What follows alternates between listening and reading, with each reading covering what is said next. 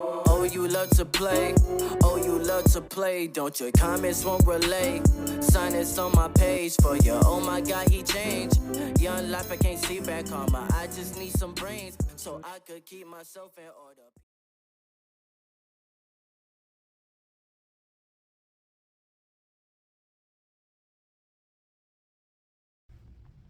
He got problems, she got problems, only I got 411 problems. Hey, hi, what's up, y'all?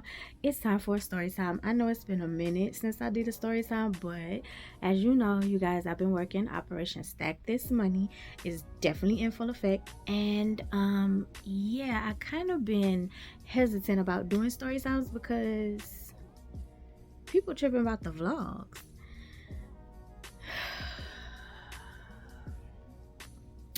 Anyway, so my disclaimer is these are my experiences. I'm not doing this to hate on anybody. If you're the villain in the story, when I do tell story times, accept it.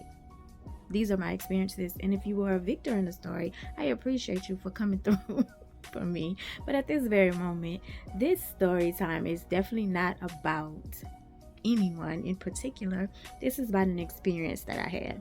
Okay, so I know y'all looking at the title like, girl, what? First, let me say I've never been shot. I've never been shot before. But once you hear the story, you'll understand the title. So, first off, let me say if you go back and look at this story time, you will get a gist of that I've dated a street pharmacist before, because I don't think I can say the other word on here. Yeah. I've dated a street pharmacist before. Actually, when I dated the street pharmacist, I was still in high school. He was completely out of high school. I think I was in my senior year, junior year. One of them years. Anyway, I shouldn't have been dating him, but Girl, dating, he was my man, my man, my man, my man. I was the girl in Georgia. If you go to that story time, you will see. I was dating him. So, ladies, and I know young girls, it's like the money, the bad boy, and don't do it. Don't do it, Miss Lady. Don't do it. It's not worth it. It's dangerous as fuck. It follows you for the rest of your life. I've been lucky, as far as I know. Far as I know. Anyway, so this is about a funeral about a street pharmacist. He was basically, I'm assuming, allegedly, I would say mid-tier, and those who know this life knows that they're top tiers, big time people. There's middle tier, and then there's the bottom of the bottoms. I'm trying to be as discreet as possible, also giving as much information.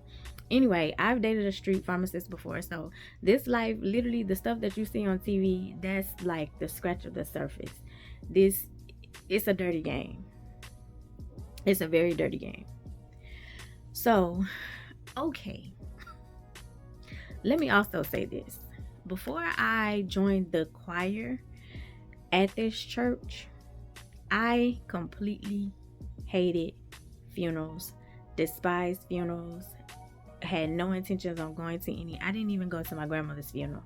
Now I regret that. I beat myself up a lot, but I was in 6th grade, so let me adjust this. Hold on.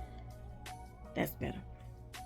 So I never ever did funerals. Anyway, I joined this choir at a church, and we sung at every funeral every Saturday. When I say every Saturday we were singing at a funeral. People we didn't know, we were singing at a funeral. It didn't matter. They didn't even have to be a member of our church. We were singing at this funeral. Every Saturday we were going to sing at a funeral, which means, not gonna front, the choir was bomb. We could sing. Literally, the choir was bomb. We were the generic Kirk Franklin in the family.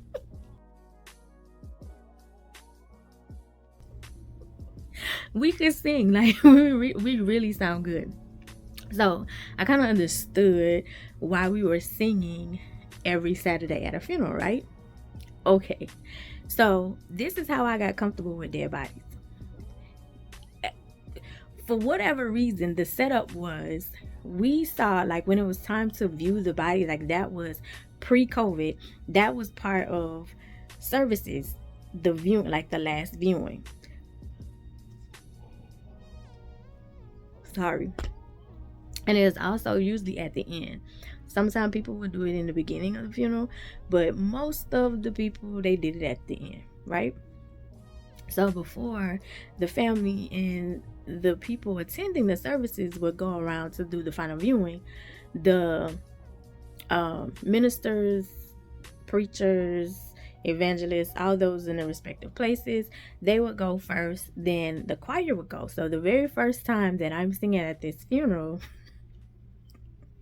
the choir one of them, she was the president, she was the vice president, I think. She was the vice president at the time. Anyway, so she was like, you have to walk around. Because I was letting people go by me. So she was like, what you doing? You have to walk around. And I was like, what? I don't even know this person. Why am I going to look at a dead body? Why am I going to look at a person doing a last viewing that I don't know? For what? For what? I didn't know you when you were alive. Why do I need a last viewing of you? I was like, I don't do. She was like, you have to go around. So I gotta walk around. I had no choice but to walk around. So I'm walking around. I walk past that body so fast. But after doing this every Saturday of every month of the year, literally, very rare we had Saturdays off. Literally, this choir was like a job. Oh my God, I'm just thinking like how much we sung. Like literally during the week, Monday, were we off on Mondays? Tuesday, seemed like it was always something. Cause it was like always, so Wednesday, okay, no, so Thursday we would have choir rehearsal. Friday, it wasn't nothing. Saturday, we would have choir rehearsal. If we didn't have choir rehearsal that morning, we were at a funeral. If it wasn't a funeral, it was a program. Sunday, we would have first service 8 a.m., second service 11 a.m. If there was a program at 6 p.m., we was at that. And if it wasn't at the church, we were traveling somewhere else to sing. That's crazy. But like I said, I ain't gonna front. The choir was fun. It was fun. It was a group of people. We had a good time. We was the generic Kurt Franklin. Anyway, I promise you. If I had clips, I would insert them. I might can find one. Anyway. Okay, so I walked past that body so fast, baby, it was nothing. Yeah. Speedy Gonzalez. Bye. Why? But like I said, we sung at a funeral almost every Saturday. So I got used to it to the point where it was like routine, almost like I worked at a factory. That's how I got used to dead bodies. I got used to going to funerals because I was doing them every Saturday. Okay, so get to this funeral. Allegedly, the person was murdered because he stole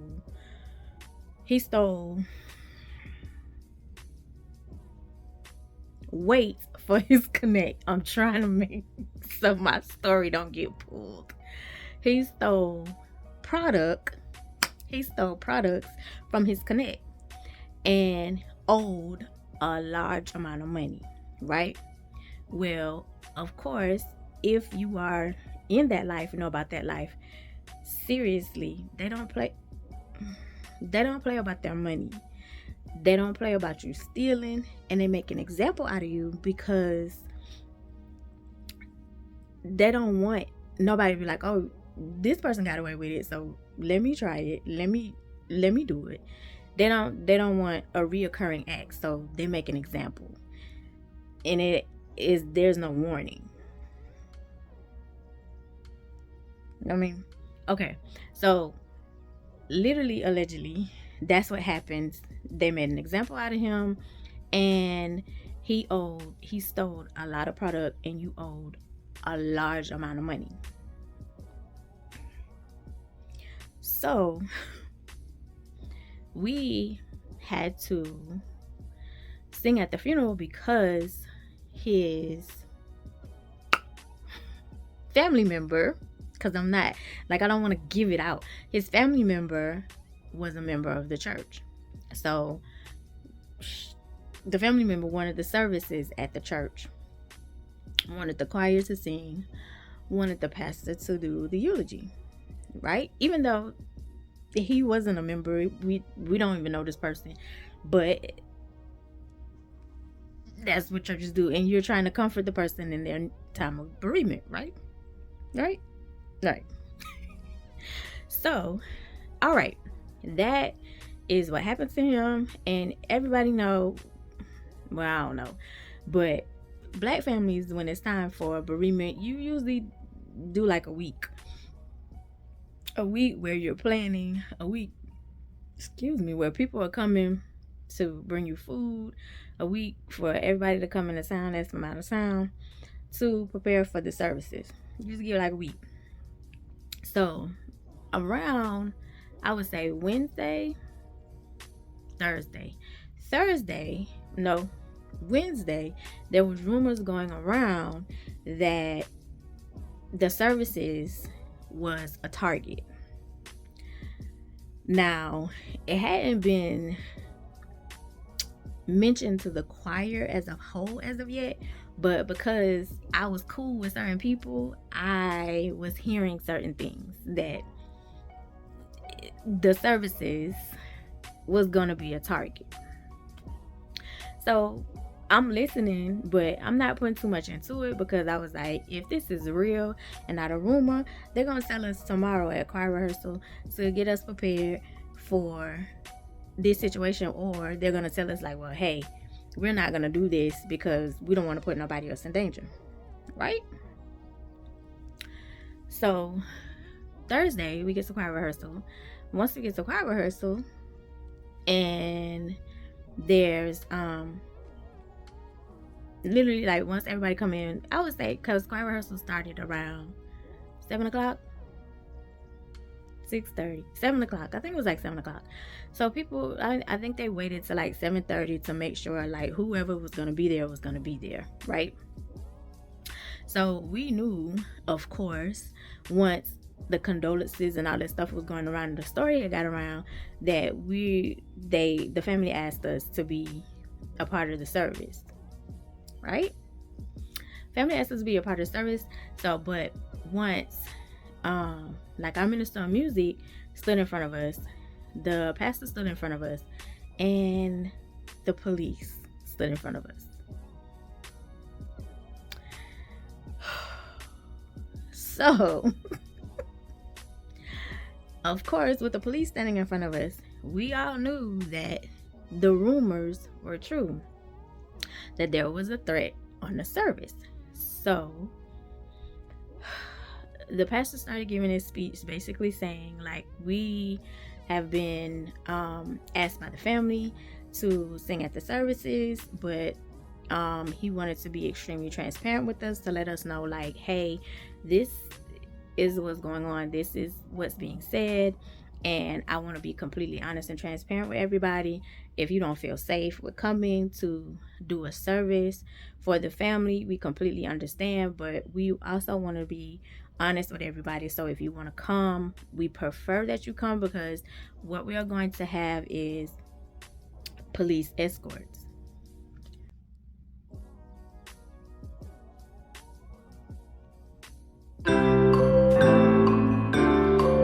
What do you actually mean police escorts? Because police escorts, like, they escort the family, make sure like the hearse is getting through traffic on time. But what do you mean police escorts? Like, how much escorts are we talking about?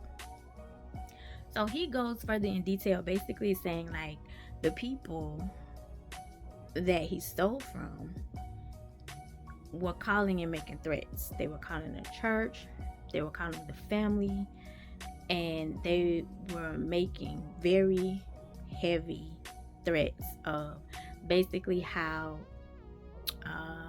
unaliving him wasn't enough. Like, he stole so much product and he stole so much money that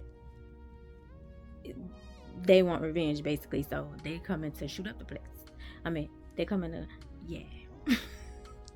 they basically, it's like it was a target on the family, but whoever is there, you're included too, because they want their money, because it's like I can't get my money back because literally he spent it. Like he he lived his best life before they caught up to him, so he spent it. So the family can't give nothing back that they don't have.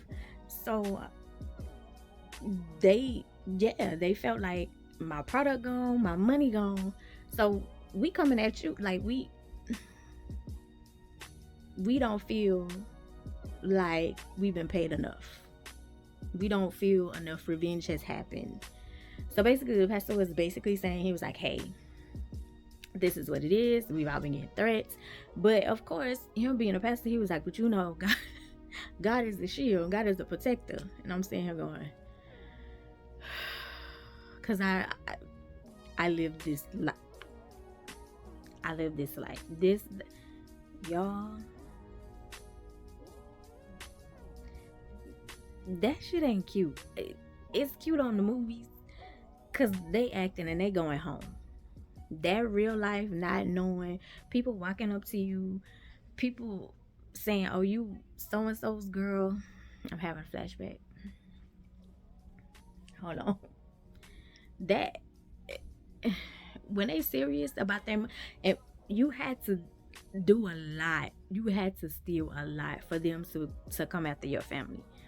So, and for them not to care about shooting up the place. So when the pastor was saying that, I was like,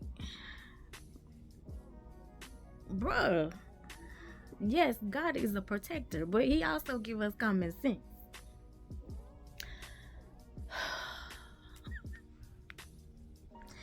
So a lot of people was like,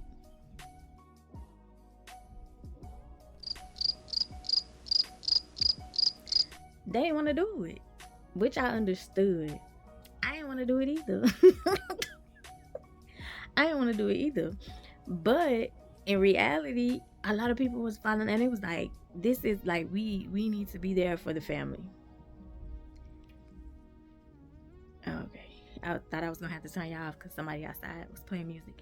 Anyway, so we had to, but bottom line, they was basically saying like, listen, we need to be there for the family. There is going to be police escorts, police protection.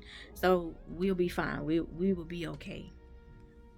We really don't believe that they're coming. Me, I was like, they can be sitting in there and y'all don't even know. Talking about you don't think they coming. They can be sitting in there and y'all don't know. When you talking about that money, because truth be told, like your big time boss, he has the connect. So if he ain't answering to that big time boss, like he got to come up with that.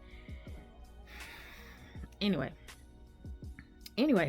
so basically they pretty much decided for us, pretty much, and it was like, okay, we gonna be at the funeral. All right, we're at the funeral, we're singing, right?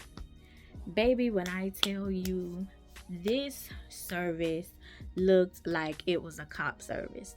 And when I mean, you know how when there's a fallen cop, that all the cops come from all over and they come to support, that literally what it looked like. This dude was not a cop, but excuse me, it was that much police presence, because those people were calling and threatening the family and the church.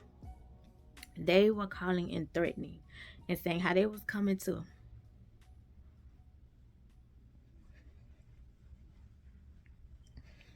the whole place. It was literally that much. So literally all of us are shaking in our boots. Okay, so how we would how the church is, we would go to a room and pray before we even come up to the choir stand, and we would always have to be in the choir stand before the family is walking in, because we have to sing before the family walks in, right? Okay, so we had to get there extra early because of course the pastor wanted to pray with us. I think that's what he said, but I don't remember if he did or not. But I know they wanted us to come extra early because they wanted to make sure like that our nerves was calm. And it's like, how Sway, how are our nerves gonna be calm and we seeing all these police everywhere? Police is everywhere. Yeah, these people saying they come to shoot up the place, they come to shoot up the family, but if you in the way, you catching one too. How you want us to be calm? And then talking about God is a protector. Baby, yes, he is, but we not stupid. These people don't care. They ain't getting their money. They ain't getting their product. They trying to come in and take everybody out because they feel like old boy wasn't enough. He chilling. Baby, let me tell y'all something. We walked in that joint. And they had his body laid out like most open caskets do. But can somebody please tell me why over this dude's face they had a bulletproof glass protecting him? He already dead. Why he got yeah? Let me show you. So he in a casket like this, right? I mean, well, like this. So while he's laying like that, there's a bulletproof situation. This is the open part. There's a glass, like the open part. There's bulletproof glass here. So he's laid in there dressed, still dead. This part is covering a bullet. It's a bulletproof glass covering his face. He dead. Everybody else is alive and open. He got a bulletproof glass on his casket.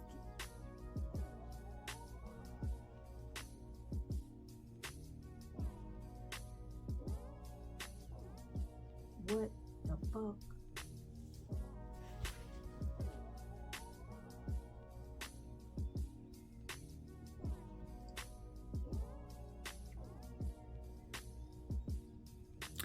So I'm sitting in my critical thinking mind saying, he's dead. All of us in here alive. They threaten to come shoot us. Why he got a bulletproof protect? Why is he being protected? He dead. He dead. He in heaven or hell. One of them he gone. He out of here. They got him. Why he got a bulletproof glass covering his face? Why y'all? Mind you, not gonna front, not gonna lie. There were cops. You could hear a pin drop in this place, y'all. You can hear a pin drop. Everybody was nervous. Everybody was nervous when we're walking, and usually before services, like you hear, like, you know, chatter or whatever until like the family, of course, is walking in until services start, because the environment is, I don't want to say chill. I mean, but the environment is lax. Because you're waiting for the service to start. There's no threat. You're not on edge. You're not walking on eggshells. Everybody was on eggshells. Everybody was on edge. Everybody was like,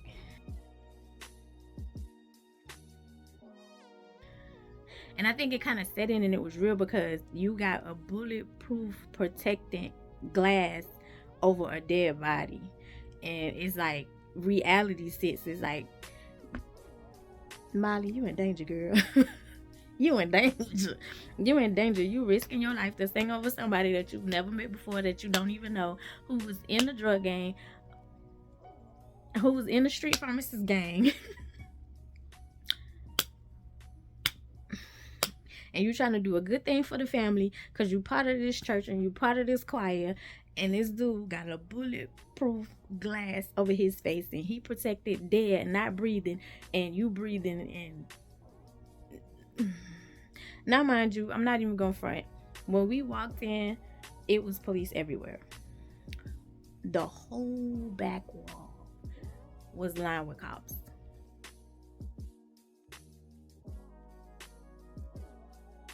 The whole back wall. When I said we looked like we was singing in the if you ever seen what's the movie with Beyonce? Dang, the one with the choir. Her and Cuba Gooding Jr. I can't even think of the name right now. Anyway, when they went and they performed for the prisoners, and you know how when the prisoners started throwing like the food and stuff, and they was like tomato, tomato, tomato. When they started throwing the food, and they was getting mad because the old man couldn't sing, and like all the SWAT and stuff started lining up. That was nothing. When I say it was a cop, like they were shoulder to shoulder, back to back, lined up on this wall, waiting, ready. Y'all. Yeah. Anytime, like when I say the whole service, if we wasn't singing, if somebody wasn't talking, even while somebody was talking, like you didn't even hear no babies crying. You could hear a pin drop. A pin drop. Because everybody was on edge, sitting at this funeral, waiting. Every time the door opened, anytime somebody moved, people, we was in sync.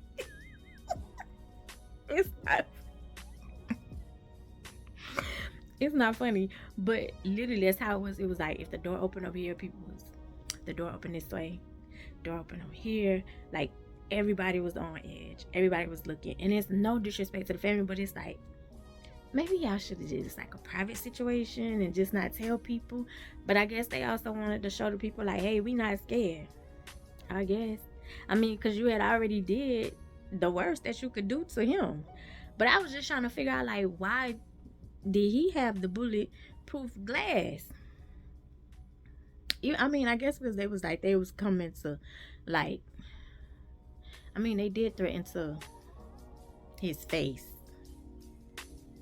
even after. So I guess that could be more traumatic for the family too. But I mean, he already did. I don't know. But yep, that's my story time of how I got shot at a funeral. But I didn't get shot at a funeral. I almost got shot at a funeral. My life was threatened because I was part of a choir and we was singing at a street pharmacist funeral, and there were threats on everybody's life. Doing the work of the Lord.